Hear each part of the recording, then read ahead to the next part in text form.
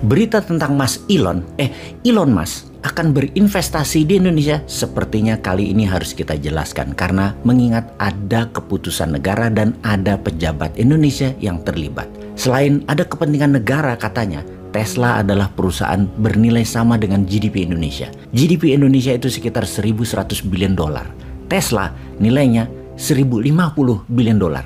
Selisih 50 billion dolar saja, di mana dalam akhir tahun 2022 ini lewat itu nilai Tesla di atas GDP Indonesia. Sebuah deal bisnis yang tidak main-main harusnya.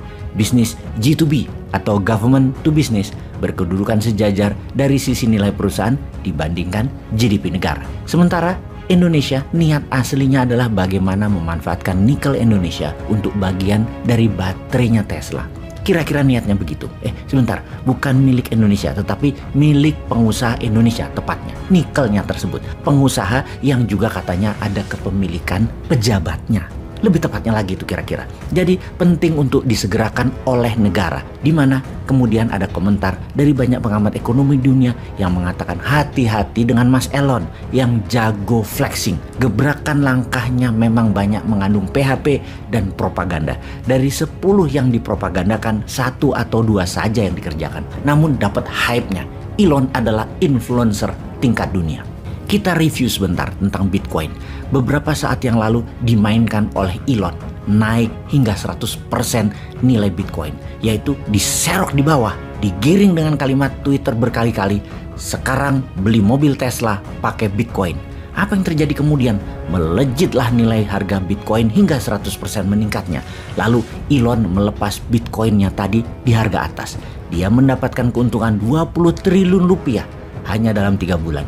Sehabis itu harga Bitcoin termehek-mehek ke bawah. Ratusan ribu orang merugi. Itulah flexingnya Elon yang mengatakan beli Tesla bisa pakai Bitcoin. Yang sampai sekarang tidak pernah terrealisasi. Flexing dan profiling adalah jagonya Elon. Elon jago banget akan hal itu. Jadi penting untuk Mas Elon menyambut Perdana Menteri Indonesia, Menko-nya Indonesia dan Presiden Indonesia demi naiknya harga saham Tesla. Namun realitanya sahamnya turun sedikit. Dan maaf sekali lagi, harga saham Tesla turun setelah berita kunjungan pihak Indonesia. Pastinya bukan efek dari kunjungan itu. Kunjungan tersebut membuat euforia di Indonesia dan itu baik. Setidaknya niatnya baik. Namun apakah ada efek lainnya lagi? Ada cuan buat pejabatnya? Buat Indonesianya? Salah mulu nih gue kali ini ngomongnya. Kita lanjut. Bersama video kali ini kita akan menjelaskan bisnis baterai yang berdarah-darah. Sama seperti berlian, bisnis baterai penuh dengan pertumpahan darah, saling bunuh dan mengorbankan nyawa. Namun sebelum ke sana kita harus memahami dunia saat ini adalah dunia yang penuh dengan kompetisi, di mana dalam industri kendaraan listrik kunci utamanya adalah baterainya. Maka semua berlomba-lomba menemukan rumusan baterai sendiri-sendiri. Itulah kompetisinya. Misalnya BMW beda dengan Mercy dalam mobil listrik baterainya. Demikian juga Toyota. Juga katanya Apple Car, juga Google Car. Gosipnya Giant Tech ini akan masuk juga ke industri mobil listrik. Rumus baterainya berbeda lagi, ukurannya berbeda lagi. Semakin lama baterai bertahan, semakin cepat ngecasnya, semakin kecil ukurannya dan ringan baterainya. Mereka unggul dalam kompetisi ini. Tesla sejauh ini yang terlama, terunggul baterainya. Di charge 30 menit bisa buat jalan 6 jam sejauh hampir 1000 km. Dulu di charge-nya 2 jam, jalannya 4 jam, hanya 500 kilometeran saja. Semakin kesini, semakin canggih, dan dikira isinya nikel gitu ke depannya. Ini yang pejabat harus pahami, juga masyarakat harus belajar. Jadi sebelum kita membahas bisnis baterai yang berdarah, kita memahami dunia teknologi baterai ke depannya. Baru kita masuk ke dunia muasal bahan baku tadi. Pertama, kita hendak menginformasikan bahwa Tesla sudah tinggalkan baterai berbahan nikel kobalt. Jadi sesungguhnya kalau kita pertanyakan lebih dalam lagi, Indonesia sesungguhnya mengharapkan apa dari Tesla? Rasanya rencana kerjasama itu relatif sulit dilakukan lantaran Tesla sudah beralih untuk menggunakan katoda berbahan besi lithium iron phosphate atau LFP yang belakangan lebih efisien ketimbang biji nikel limonit dan kobalt. Jadi dikabarkan kemarin bahwa Tesla Incorporated berencana membangun penguatan rantai pasok global baterai kendaraan listrik di Indonesia. Sepertinya harus ditinjau ulang karena Tesla sudah beralih untuk menggunakan katoda berbahan besi lithium iron phosphate atau LFP. Jadi posisi tawar nikel Indonesia pasti kalah bersaing dengan bahan baku baterai kendaraan listrik yang telah digunakan oleh mobil listrik Tesla Model 3, Model 3, tipe standar range yaitu LFP. Mengapa hal itu terjadi? Kita sekedar mengingatkan, pernah suatu hari dulu Indonesia membuat kebijakan dengan moratorium ekspor nikel ore. Efeknya, harga nikel dunia meningkat jadi mahal akibat moratorium ekspor nikel ore dari Indonesia tersebut.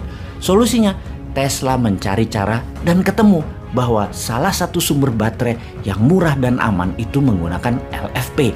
Kemudian sejak saat itu kita melihat kompetisi antar baterai yang diproduksi oleh LFP versus nikel kobalt.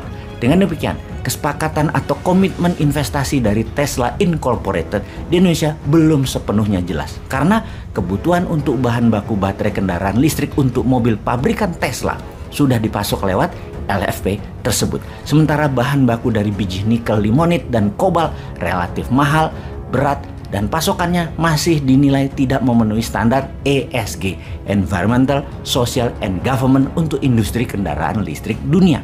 Ini yang masih menjadi pertanyaan, apakah memang Tesla tertarik kembali pakai nikel? Kan mereka sudah menemukan alternatif baterai yang lebih murah dan handal. Jadi untuk deal komitmen investasi di Indonesia rasanya masih jadi pertanyaan. Seperti diberitakan sebelumnya, Elon Musk mengaku antusias dengan potensi kerjasama dengan Indonesia. Elon saat ini tengah mempelajari lebih lanjut ihwal sejumlah peluang yang bisa dijajaki di Indonesia. Hal ini dikutip dari kanal YouTube Sekretariat Presiden. Kita pertanyakan sekali lagi, apa benar Mas Elon akan mengerjakan apa yang dikatakan atau itu semua hanya manis-manis lambe? Dia masih mempelajari karena apa? Apa karena Tesla sudah kadung investasi di Thailand? Kita semua tahu bahwa Tesla sudah duluan berinvestasi di Thailand. Tesla resmi meramaikan industri otomotif Thailand dan sudah terdaftar di laman website Department of Business Development Ministry of Commerce-nya Thailand pada 25 Mei 2022 yang nilai investasinya 3 juta baht atau sekitar 1,2 triliun rupiah. Tujuan Tesla di Thailand adalah menjual mobil listrik atau electric vehicle dan juga akan memasang sistem sektor energy storage system ESS atau sistem penyimpanan energi. Wujud realisasi tersebut bukan hanya wacana atau tahap negosiasi, namun sudah tahapan kerja. Beberapa petinggi dari perusahaan Tesla disebutkan menjadi ofisial di Thailand yaitu David John Feinstein sebagai Global Senior Director Trade Market Access, juga ditunjuk sebagai Direktur Yaron Klien yang memegang posisi Tesla Asset Manager dan juga Chief Financial Officer Tesla Energy Operation. Kedatangan Tesla juga sejalan dengan kebijakan baru pemerintah Thailand untuk mengurangi emisi karbon. Pemerintah Thailand sudah membuat kebijakan mengurangi pajak penghasilan atas kepemilikan kendaraan listrik. Administrasi Metropolitan Bangkok juga telah mulai memasang stasiun pengisian listrik di sekitar kota dan akan membuat stasiun pengisian gratis untuk digunakan. Semoga paham informasi ini.